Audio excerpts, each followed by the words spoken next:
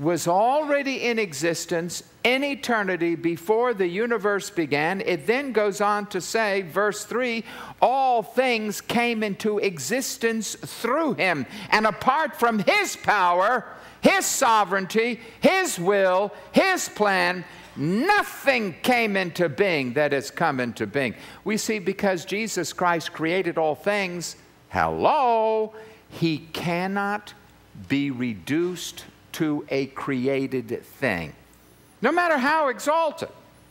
Well, he was the first one created, or he was glorious. When the beginning of things began, he was already there, because he's the one who manufactured all things. Ipso facto, he cannot be a thing.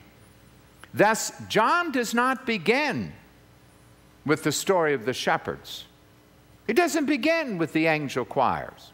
He doesn't begin with the story of the tax system and poor Joseph and Mary having to go to the IRS center. He says, look, we're going to talk about the identity of the Christ. We're going to go right back to the creation. Let's go all the way back to the beginning of everything. He was already there. And he was already there because he was, as a matter of fact, the creator of everything. You say, now why does John want to talk about that? Because you see, this then puts in bold the incarnation. It's the creator who was willing to come in the form of a creature. He who was omnipotent in power, who simply spoke, let there be light, and there was light, who spoke the universe into existence. Such infinite power. He was omnipotent, omnipresent, omniscient. All of the omni attributes go with the Creator God himself. This same Creator, verse 14, became infleshed, incarnate. That's where we get incarnation. And tabernacled among us, put up a tent of his flesh. And here you have the pre-existence. The Word was in existence before the universe. The Word now sets up a body as a tent and came and tabernacled among us, and we saw his glory. Glory. Any Christ who is not quite God would not have a glorious birth.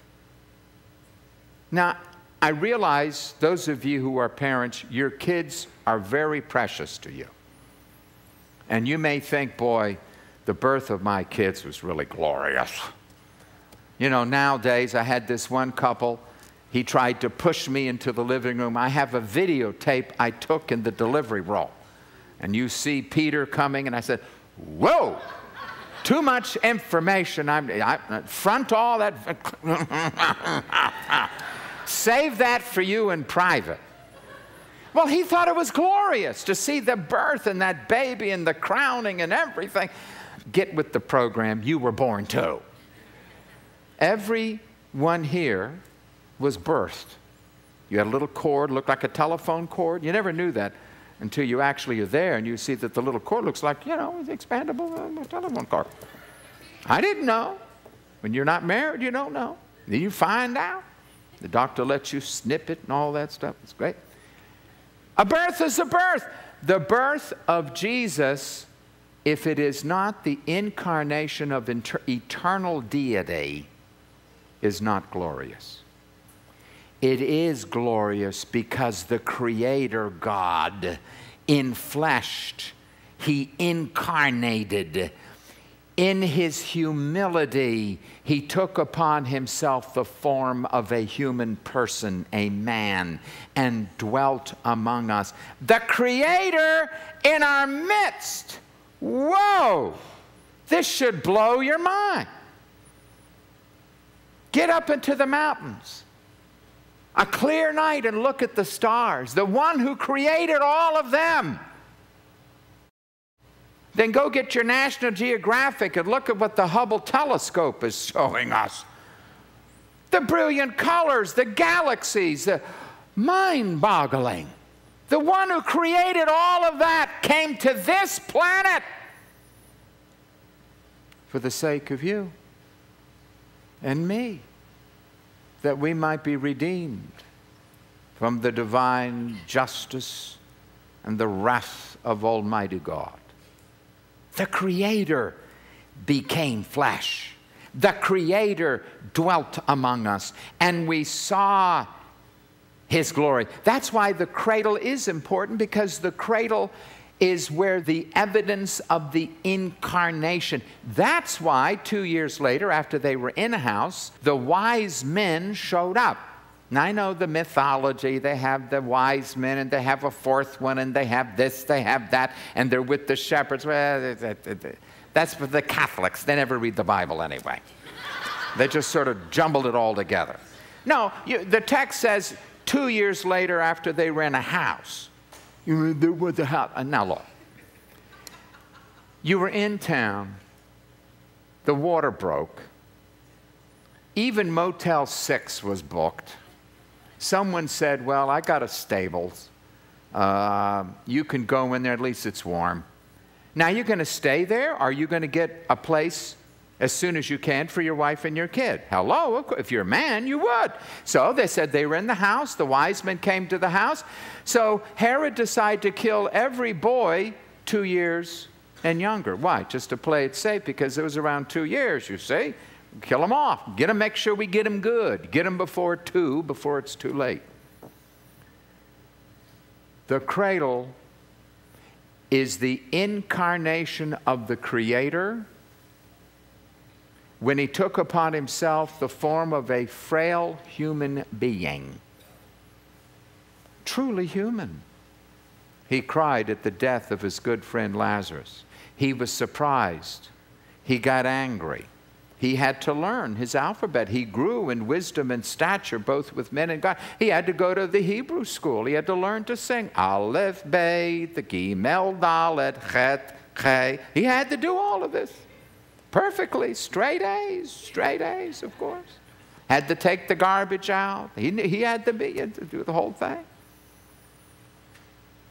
The Creator humbled Himself and took upon Himself the form of a man. And for the majority of His life, lived as a humble man who worked in a construction company, not a carpenter. That was a mistranslation of the King James. His family had a construction company. So don't think of Him whittling little olive wood goblets and little trinkets from Jerusalem. That's, again, the Catholics. So forget about that. That's just confusion. They had a construction company. They were involved with the Copernican, a building for the Romans there. He went about doing his business, taking care of his mom as a good Jewish boy, until it was time for him to go forth into ministry. So for the majority of his life, he lived not in the public view, but he lived a life that we should have lived. You know, the verse says, you shall not take the name of the Lord thy God in vain. He never did, not even once.